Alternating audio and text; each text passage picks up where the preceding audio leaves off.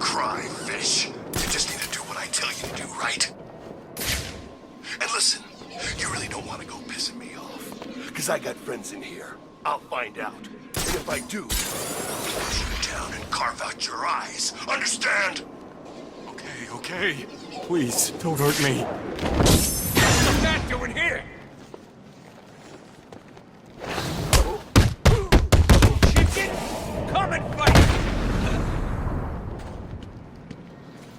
Too chicken to fight me like a man, Batman. Figures. We all know you prefer hiding in the dark.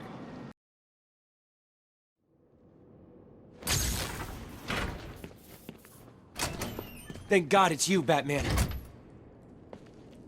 Sounds like Cash is having some fun with Riddler. Sharp, huh? Never thought I'd see that a-hole again. I just heard from Cash. They're all fine. You did it. Have you found Riddler yet? When you do, how about you bring him over here and let me and Denny over there have 5 minutes alone with him? Thanks for getting me out of that freak show.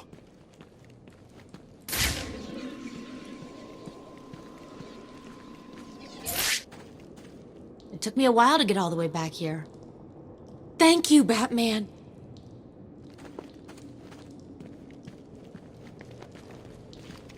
Thanks for saving me back there. Hope you had a chance to stick your fist in Nigma's face. I owe you my life. I won't forget that. Why did Riddler do all this?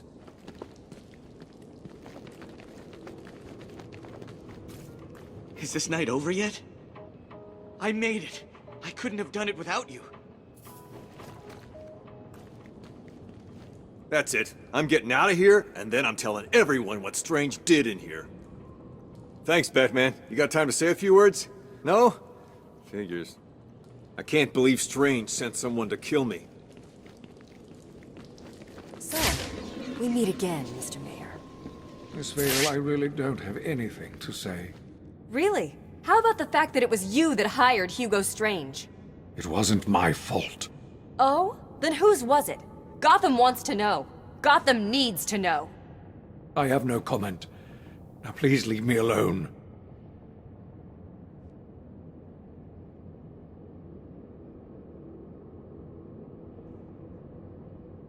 Would you like to set the record straight? Tell Gotham exactly what's happening in Arkham City? How about that interview, Batman? I told you everything. Please, just leave me alone. Patient interview 1. Subject's name, Jervis Tetch, a.k.a. the Mad Hatter. Brought to Arkham Asylum by the Batman 6 months ago. Patient exhibits signs of obsessive compulsion and paranoid schizophrenia. Sit down, Mr. Tetch. But there's no time to sit. I need Alice. Where is my Alice? Please. No time to sit, not time to chat. I'm searching for Alice and I've lost my head. Guard, restrain Mr. Tetch. Get off me. Get off me. I'm late. I'm running out of time, Alice. Where are you? Alice isn't here yet. Just relax, Jervis. She will be here soon. I promise. But Now, would you like some tea, patient?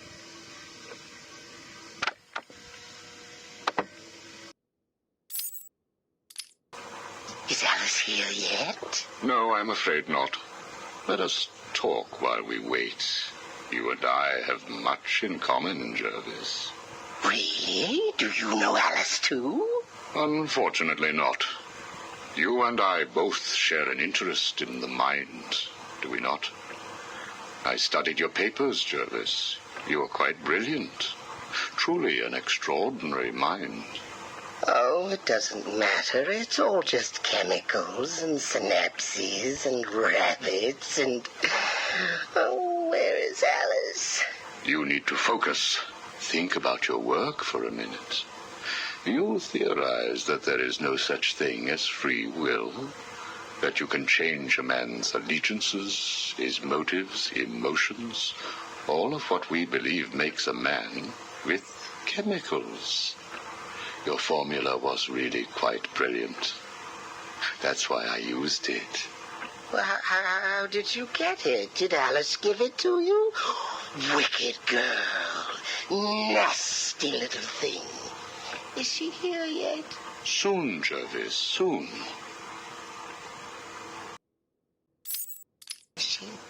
Oh, you told me that Alice would be here. She is, Jervis. She's right here. Alice? Alice, come out. Don't pout. Don't make me shout. Alice, come out. Where are you? Take a look at the pictures, Jervis. Oh, who are these people? Look again. Oh, I don't know who they are. Oh, please, is Alice here or not? Look at the first picture. Look at the dress she's wearing. Look at the hair. It's Alice, isn't it? No. It can't be Alice. Alice has nice yellow hair and isn't covered in blood. I think you know exactly who this is, Mr. Tetch. I think you remember the night you lured Stephanie Williams back to your research lab. How you offered her tea. What happened then? No. You killed her, didn't you? No. She went first. It's okay, Jervis. It's all right to remember. How many Alices were there? I can't remember.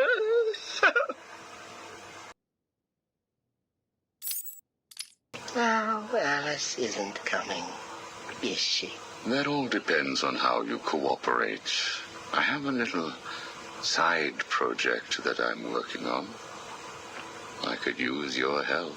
My help? I can't help. I'll be late. Stay focused, Jervis. This facility is old, tired, full of ghosts.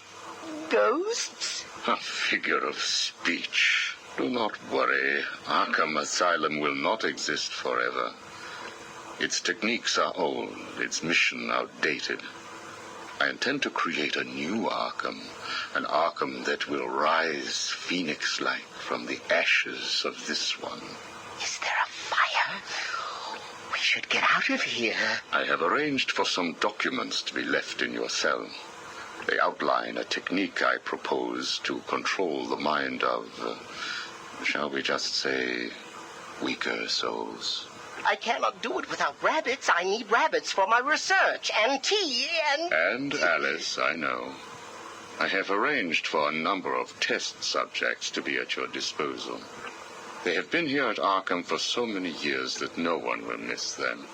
Shall we meet again next week? Oh, and I took the liberty of having your hats returned. I assume that will provide all the encouragement you require.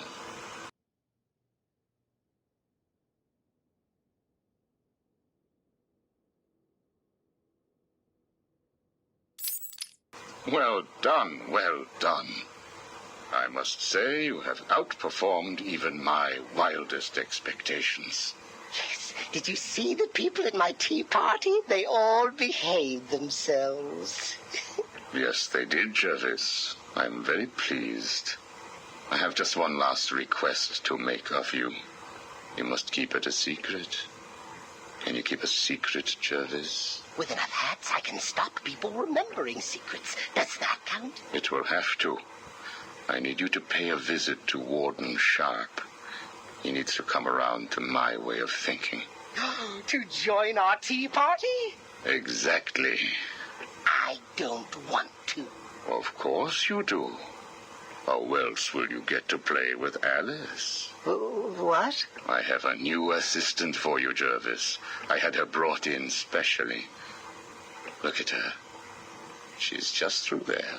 Oh, it's Alice. She's here. No, what are you doing? I need to see her. And you can, as soon as you do what I asked. Can I keep her? Of course. She'll be all yours. She's Alice. Do not fret, Mr. Mayor. Everything is under control. I promise you. It's not that I don't trust you, Hugo. It's just the headaches. The pain. They come all the time now. Continue to take the medication. It is late, Mr. Mayor. You are tired. You need your sleep. Of course, I need my sleep. You will hang up now. I will hang up now. Imbecile. I couldn't have put it better myself. What? How dare you enter my office? Oh, I'm not in your office. And please don't insult me by attempting to trace this broadcast. You will fail. I take it I am talking to Mr. Edward Nigma.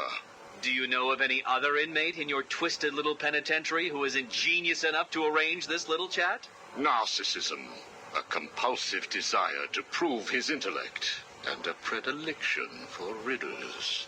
You've read my file. Of course. Good. Then let's get started.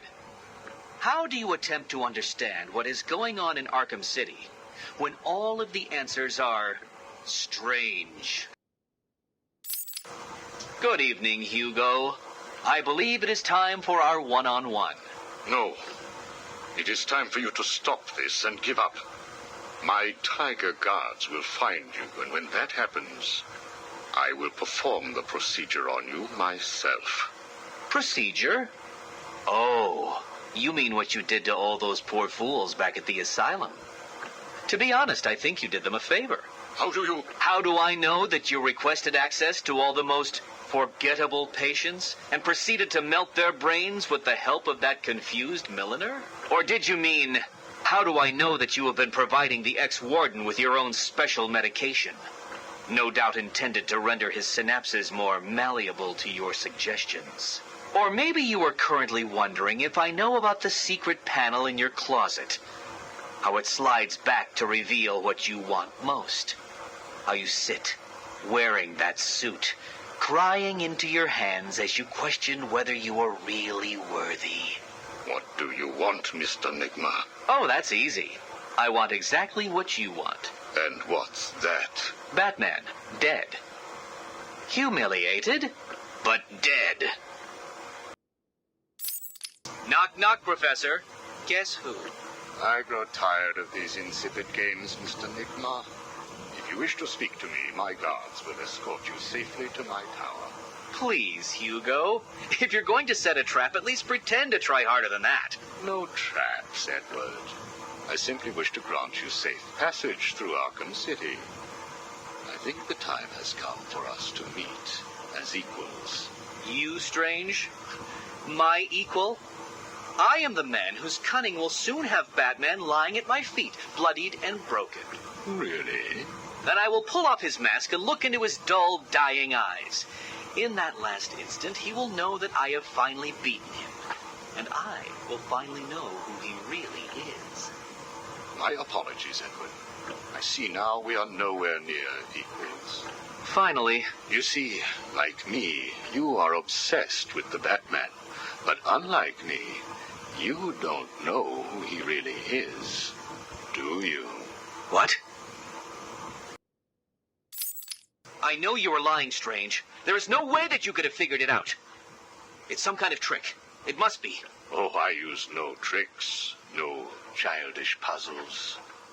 I simply created a psychological profile of the man most likely to be the Batman, and then matched it against the most logical candidate. I was right, of course. Well, who is he? Ah, but that would spoil the game for you, wouldn't it? You must tell me. I implore you, Strange. Really, Edward?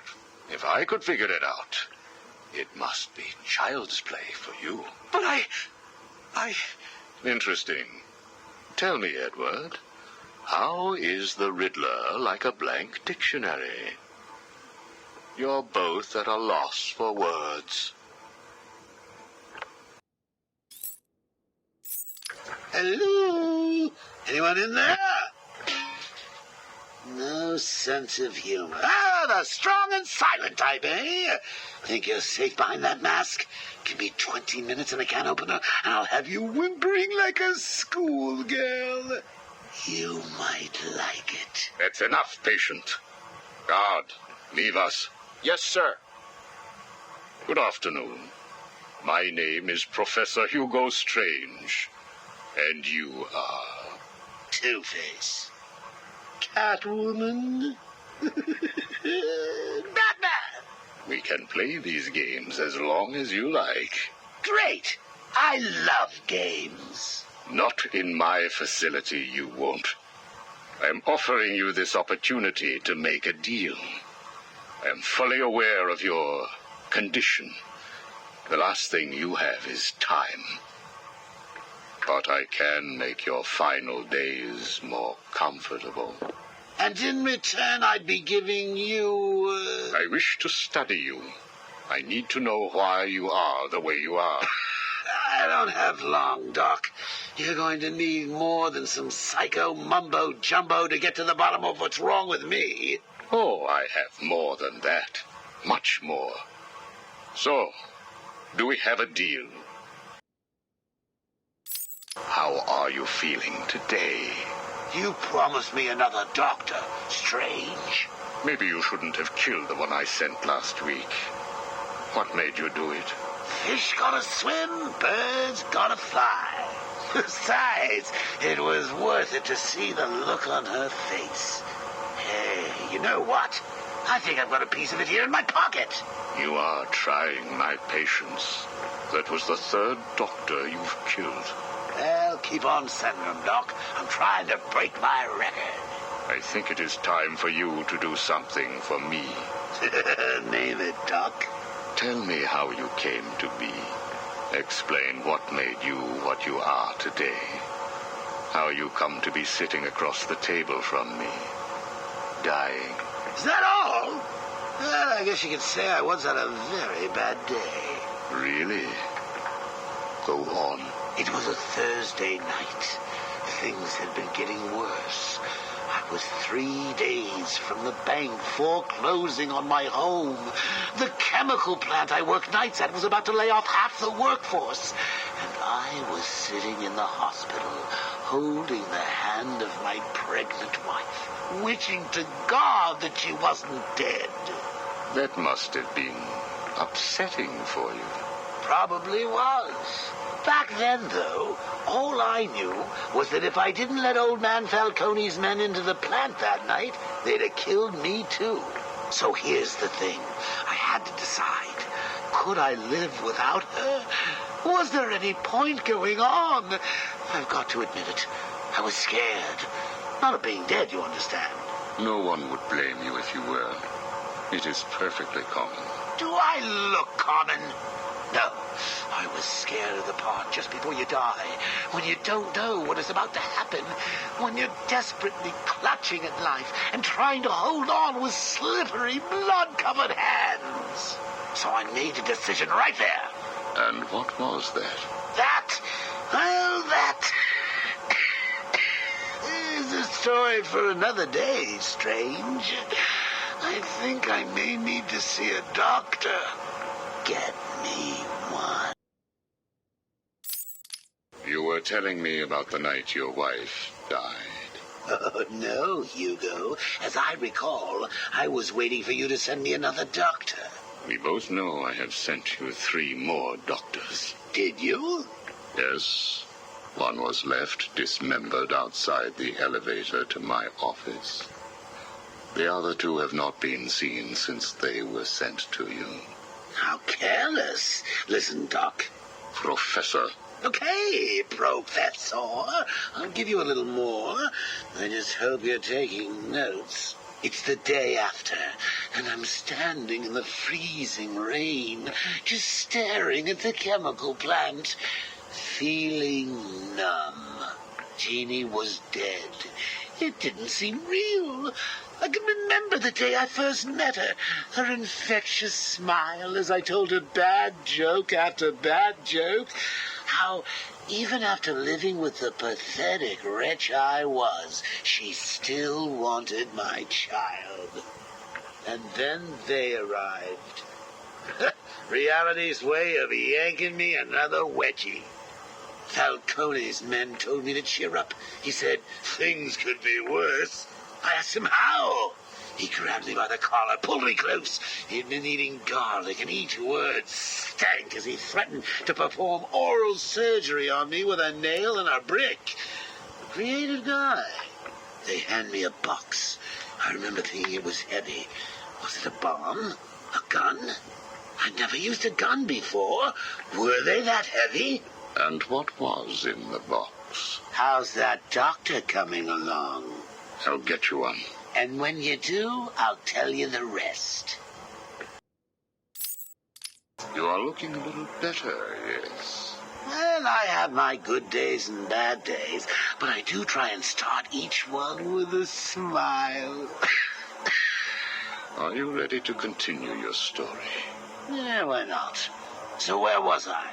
The box. Ah, yes, the box. So there I was, tearing open this box, expecting the worst. And all it had in it was a crazy red dome and a cloak. I thought they were having a joke with me, but oh no. They made me put it on. They said it was a disguise. It would keep me safe. It smelled like garlic. And that was it, really. I was dressed up like a spaceman, barely able to see, trying to break into the one place in this town that had given me a job. Have you ever tried to walk with an enormous fishbowl on your head? Don't answer that. It's hard.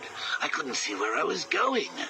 I must have tripped one of the alarms. I heard muffled gunfire. I panicked and tried to run. And then I saw him. Who? Batman. Really? Yes, really. Batman tried to hit me. I moved out of the way, but, well, what you need to understand is I had this giant bowl on my head, and I lost my balance. It's like life, really. 1 minute everything's bad, the next your wife's dead and you're hanging on for dear life, suspended over a tank of experimental chemicals. I'm sure he'd say he tried to save me, but we all know he didn't. I fell. For a second, just as I hit the surface, I thought I may just get away with this. I assume that wasn't the case. Do I look like I got away with it? I was drowning. The chemicals were burning my skin. My entire body felt like it was on fire. And it was all his fault. Whose fault? Batman's? Who else? Yours? Come again? Let me tell you what I believe. I believe that you have fabricated a series of events that you use to conceal the truth about your condition. I have read 12 different accounts of your past. All different, except for one detail.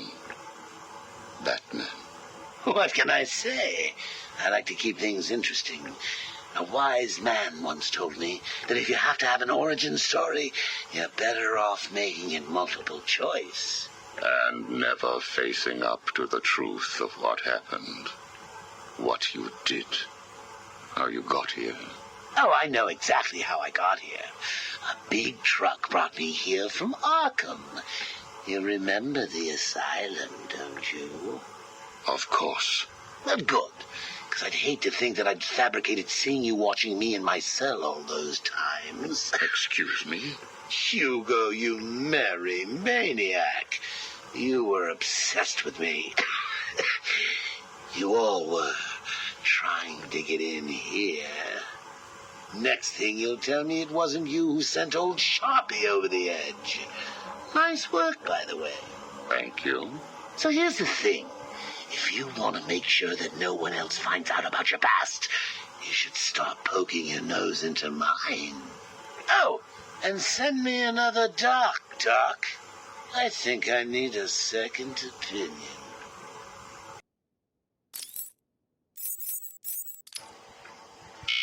Prisoner's here, sir. Very good.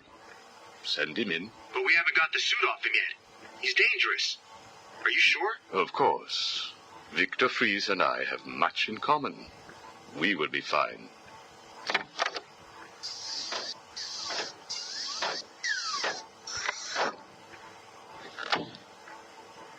Welcome to my facility. Please, take a seat. I prefer to stand. Why am I here? Oh, Victor, there will be plenty of time for that later. Right now, I wish to get to know you. Discover how you came to have such a frosty outlook on life. I have nothing to say to you. You may have taken my weapons, but my suit still has considerable offensive capabilities. I will freeze the marrow in your legs. Each bone will shatter and fracture while you remain completely aware of your impending paralysis, begging me to end you. I don't think that you will do that, Victor. Really? Why not? Simple. If you hurt me, your wife will die.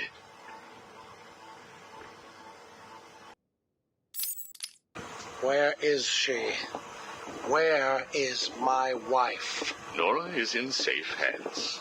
Now, let's discuss an incident from your childhood. No. Then this is over. Guard. Wait. What do you wish to learn? Your early years were troubled.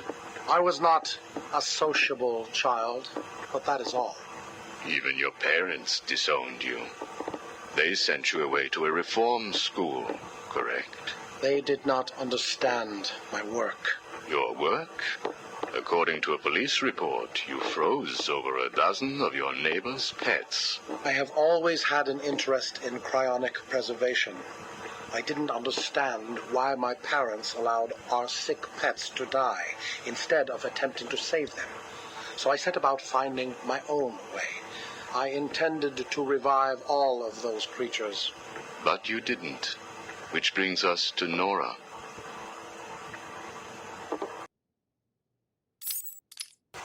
Have you ever seen a flower die? Watched something that was once so beautiful, so full of life, collapse and rot from within? You refer to Nora's illness. It seems like yesterday when I first found her. It all happened so quickly. Suddenly, I was losing her. Did you seek help? What about your employer, Gothcorp? I hid it from them, diverting resources from Gothcorp's research in an attempt to find the cure. But in the end, I failed. Time was running out. I knew that if I was discovered, Nora would die. Why take that risk? Do you know what it is to love someone? To really love them? No. Nora was all I could think of. I reran the diagnostics, re-examined every detail from every angle, certain that I had missed something. I cursed myself for being so blind, so stupid. Surely there was a cure. I just needed more time. Then I realized what I had to do. I had worked without sleep for a week. My needs didn't seem important. Sleep didn't matter. Food didn't matter. There was only her. I looked at Nora and I told her that I loved her. She told me there was nothing I could do, that we should just accept fate. She smiled her beautiful smile as she said it. I promised to cure her. And then I pressed the button. You cryogenically froze her, keeping her on ice, so to speak, while you worked on a cure. It broke your heart, but now you had all the time in the world. Did you feel relieved? I went home and fell into a deep sleep. For the first time since we discovered Nora's illness, I dared to dream.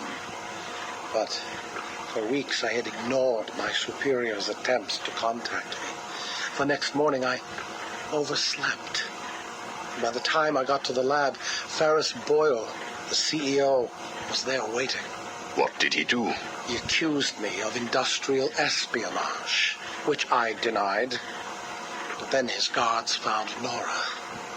Boyle told me that, like all of my research, she belonged to him. I was enraged. I attacked him. His guards beat me back, and in the struggle, I was drenched by the cryogenic chemical I had created. I lay on the floor, helpless, watching the guards steal Nora away. Boyle told me it was a tragedy for such a promising mind to perish in a lab accident. Then he left me to die. But you survived. The chemicals were absorbed into my body, and transformed my metabolism. My body went numb. I felt a strange tingling, then searing pain all over. Each breath ignited my lungs. I clawed my way back to a refrigeration unit, and as I closed the door behind me, I felt the icy chill calm my aching body. Things suddenly seemed clear. What seemed clear? Finding a cure for Nora? No. Revenge. Boyle would pay.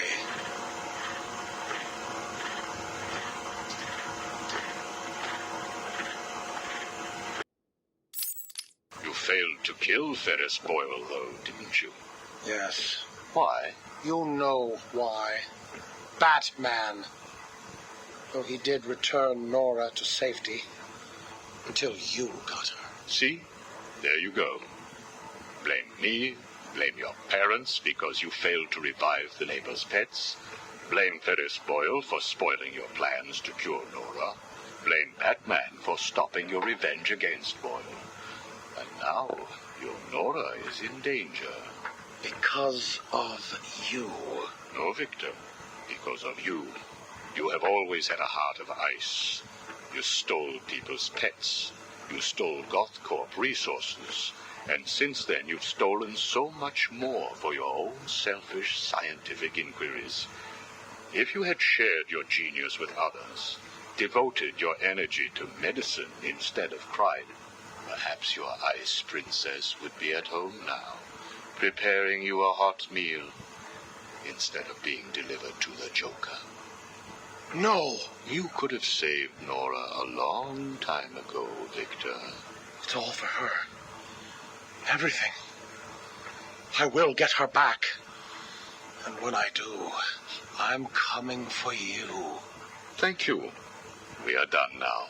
Nora.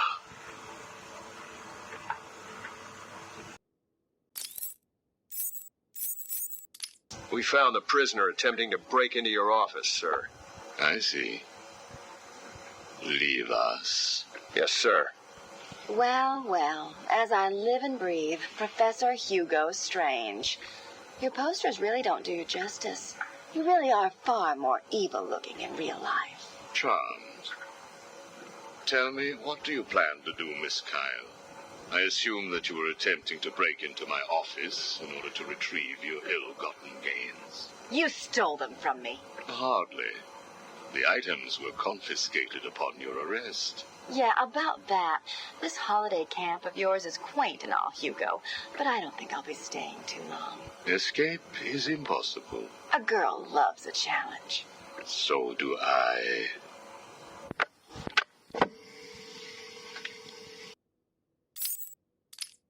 Tell me, what would you do if I let you go? Attempt to escape? Try and find the confiscated items? Contact the Batman? Why would I contact him? It's his fault I'm in here. Is it? I believe you would have escaped if greed had not got the better of you. He was actually in the process of rescuing you, was he not? I didn't need his help. Or any man's, it appears. Come on. You're going somewhere with this. Spit it out. I've been studying you. I can see. My eyes are up here, by the way. Very amusing.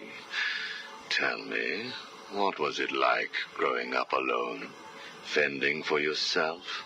Doing whatever was necessary to stay alive? Please, I'm tearing up here. And Holly, what would you do if I sent my men after her? Touch her, and you're dead.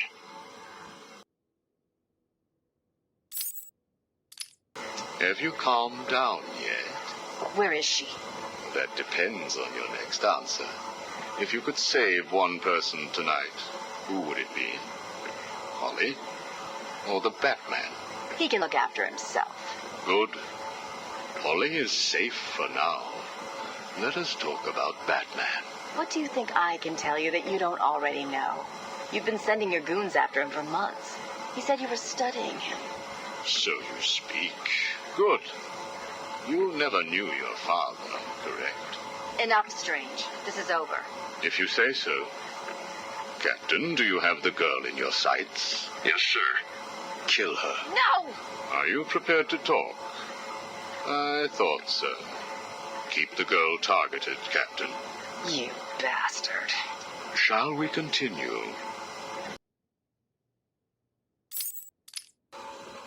Your father. Did you ever meet him? Never knew the son of a bitch. Unfortunate. He certainly seems to have made an impact on you. The distrust of men, for example. Your relationship with Batman, would you call it close? Me and the Brooding One get along just fine. But you want more. But you can't trust men, can you? What? Look, he's spoken for. He must be. How else could he resist all this? You're both very similar, aren't you? A shared disregard for the law, a belief that you are doing the right thing, and a similar taste in attire. But beneath the surface, there is a weakness. Like hell. You both risk everything for a chance at redemption. You tell yourself it's to help her. He does the same for the boy. It's all just to make his life more complete, to become the father he never knew. You don't know anything about him. And neither do you. He hasn't confided in you because he doesn't trust you. And it hurts, doesn't it? I touched a raw nerve, didn't I? Are you still here? You're hurt because he knows who you are, but you don't know anything about him. Do you love him? No! Holly is safe. I have little interest in the life of a teenage delinquent, unless, of course, she finds herself in my facility. What was all this about, Strange? Do you enjoy making people beg? Not at all. I am only interested in what makes people do what they do. Soon you will not have to worry about the Batman. Steal what you like, do what you must, in a futile attempt to steal his heart. You will fail. You sound pretty sure of yourself. Plans are afoot, Miss Kyle. Soon you may wish to re-evaluate your admiration for him. I will be the one standing over his body, and the world will know that Hugo Strange is better than him. Yeah, whatever. Two-Face has placed what you are looking for in his safe in his old campaign office. He is someone else who cannot let go of his past. I hope that the contents of that safe make you happy.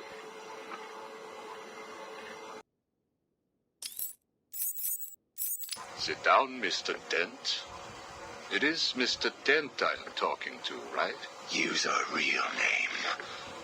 Two-Face, if you wish. Please, sit. What is it, Strange? Not happy just arresting us, throwing us in this place? I wish to understand you. I have read the reports, seen the footage, and now I want to hear your side of the story. We'll see. I assume that you feel the need to toss your coin in order to decide whether to answer my questions. You ready to find out? Well? Came up bad. Sorry. Not a problem. Guard, take Mr. Dent's coin off of him. No! Good. Now let us see what fate has in store for you. I'll kill you for this. Really? Look at your coin. It wants you to tell me about that day in the courtroom. It was painful. Elaborate. I was naive. I thought I could make a difference. Falcone was going to go down for what he had done. But he had other plans.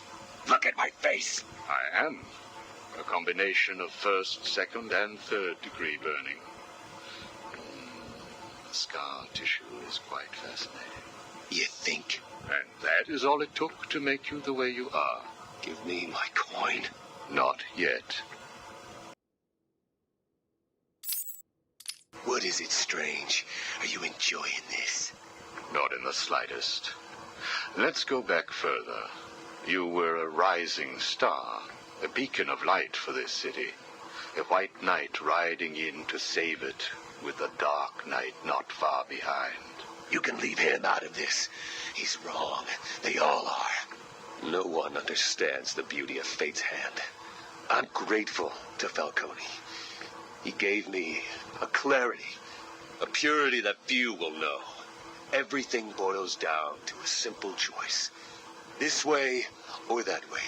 Good or bad. Do you really believe that? How could I not? Interesting. So all you need is this coin, and everything is simple? Give me it. Or what about this coin? Or this? Or these? What are you doing? Proving a point. Fate didn't make you answer my question. I did. I replaced your coin with my own. See? You answered me because I wanted you to.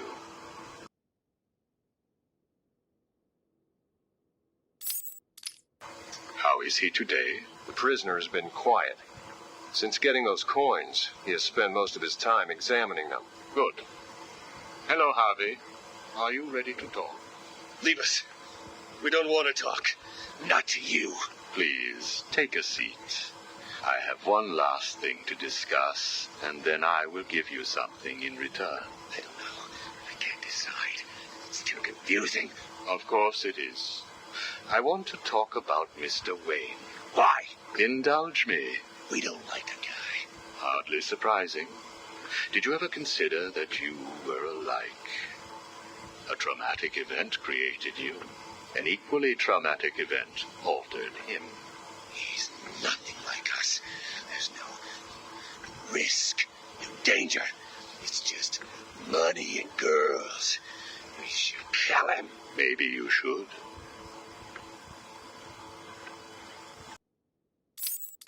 Listen to me, Harvey. I am going to give you a simple choice. This is your coin. Is it? Why should I trust you? It was your father's, correct? You know every inch of it. When you close your eyes, you can feel it, can't you? Give me it, please. I want you to understand what I'm about to tell you. You believe that this coin determines the fate of your world. I, however, believe that your condition has always been present. It was there before you were attacked, and it is still there now. You probably had headaches. Your wife found you unpredictable, scary sometimes. Give us it! I'm going to throw the coin in the air. If you let it fall, I will do whatever I can to cure you. I will help you become the man you used to be. Or if you grab it, I will let you loose in Arkham City, and I will tell you what Catwoman is doing right this second. I can't decide. You have to. At this moment, Catwoman is preparing to steal the contents of the safe in your old campaign office. The bitch. We need to stop her. And you may. Goodbye, Mr. Dent.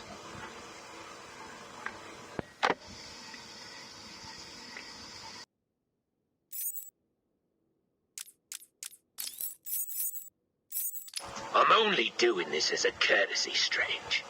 Don't think you've beaten me. I just thought we could both benefit from a little talk, Mr. Cobblepot. Don't try that psycho mumbo-jumbo with me, Strange. I'm not like the other crazies. Of course not. After all, considering the challenges you faced. Challenges? What freaking challenges? You're no better than me. No one is. I own this place. Well, to be clear, I allow you certain freedoms, but let's continue. Why do you feel the need to own anything? I believe it is a mechanism to compensate for some childhood inadequacy. You were friends with the Waynes, correct? I was.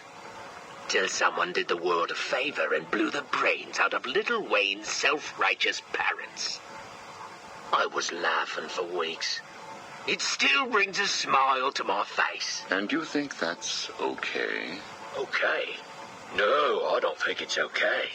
I think it's bloody hysterical. That family destroyed mine. What happened to them? Well, it couldn't have happened to nicer people. Take a seat, Mr. Cobblepot. What is it now, Strange? I wanted to talk about your apparent hatred of the Waynes. Your outburst last time was most interesting. Oh, it's simple, really. I don't like this sniveling little bastard. Look at him, all high and mighty because someone killed Mummy and Daddy. Most people look upon him with sympathy. No, they don't. They're jealous. Jealous of his money, his cars, his women. He lost the sympathy vote when he vanished for all those years. I can't tell you how much I hoped he was visiting his dear Mum and Dad. Where do you suppose he went? How am I supposed to know? Let us move on, then. No. It's time that you do something for me. And what is that? Here's a list.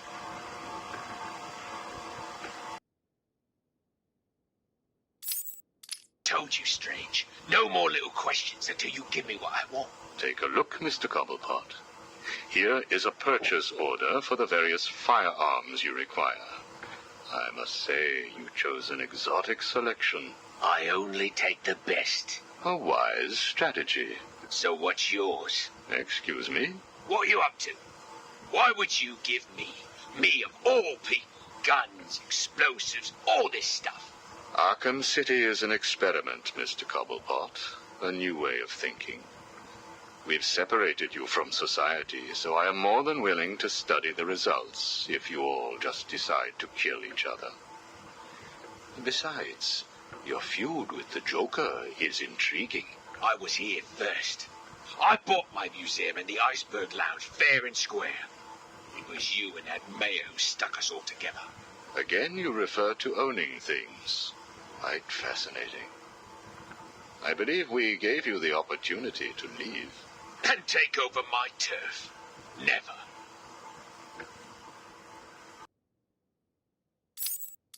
Good evening, Mr. Cobblepot.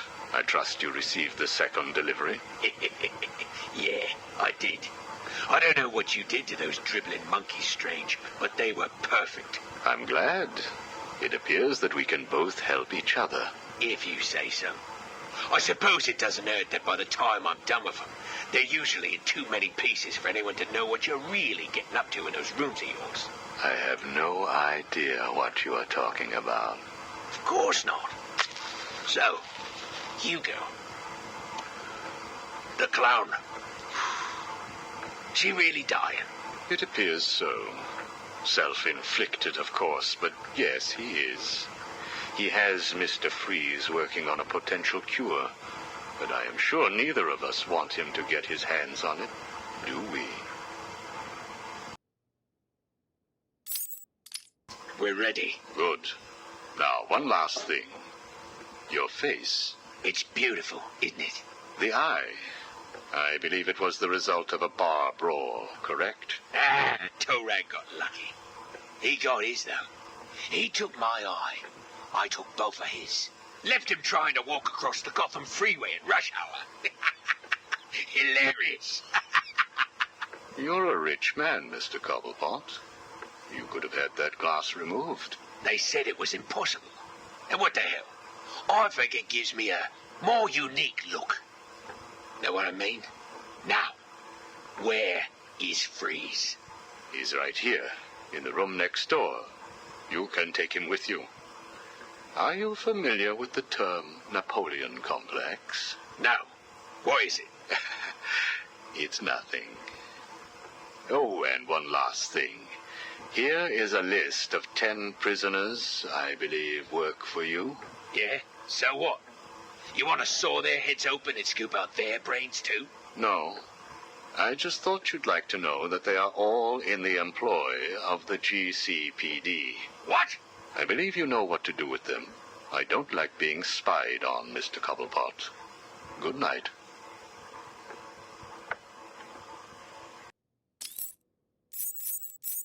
This is Vicky Vale, coming to you live from the mayor's office in downtown Gotham. Today is your first chance to put questions directly to the mayor. As you know, Mayor Sharp's criminal quarantine program was the main platform that won him the election. Now that the facility is fully operational, does Gotham still feel the same way about it? Are the rumors of prison brutalization true? Are you happy with your tax dollars funding a program like this? More on tonight's show. Welcome, Gotham, to the Vicky Vale Show, and welcome to Gotham's new mayor, Quincy Sharp. Good evening, Miss Vale. So, Mr. Mayor, the question I put to you, Arkham City, success or potential powder keg? What a question, Vicky. You don't mind if I call you Vicky, do you? Of course not, Quincy. Well, Vicky, I can only describe the last 6 months as having been a great success. The people spoke. They said they were sick of crime in Gotham. They said they didn't want to place their safety, their children's safety, in the hands of vigilantes like Batman, Nightwing, and there's at least one more. The Huntress. The Creeper? Whoever. Listen, Vicky. The people wanted a sane solution, and I've provided one. My administration has taken steps to guarantee the personal safety of each and every member of Gotham, from the rich to the poor, by separating the disgusting criminal element that eats away at our fine city like a cancer from the good people who want only to live their lives in peace. I have struck a blow that will change this great city forever. And what do you say to those who campaign against the plan? To those who call it inhumane? I believe the campaign against the zone has its fair share of celebrity members. Take Bruce Wayne, for example. Mr. Wayne will soon come over to our side. I have great faith. In fact, I have a meeting scheduled with his people for tomorrow. We must never forget that it was filthy degenerates, like the prisoners of Arkham City, who were responsible for murdering Mr. Wayne's family. Even so, Bruce Wayne doesn't seem to be a huge fan of your plans. Time will tell, Vicky. Now, if you will excuse me. Of course. Thank you, Mr. Mayor. That was what Quincy Sharp, mayor of Gotham City, had to say last week. I wonder how he feels now that Bruce Wayne has been sent into Arkham City. How does it feel, Wayne, to stand on the very stones that ran with your parents' blood? Do you feel sad, full of rage? Or does that outfit help bury your feelings, hiding your true self? Oh, you are a truly extraordinary specimen. I look forward to breaking you. Did I ever tell you about my first kill, Batman? No? As I am sure you are aware, my parents were dead and I was rich. So rich I could have anything I wanted, but of course, all I wanted was them back. I now know that that was impossible, of course, that their death served a higher purpose. But back then, I had yet to experience the joy of cold steel cutting through warm flesh.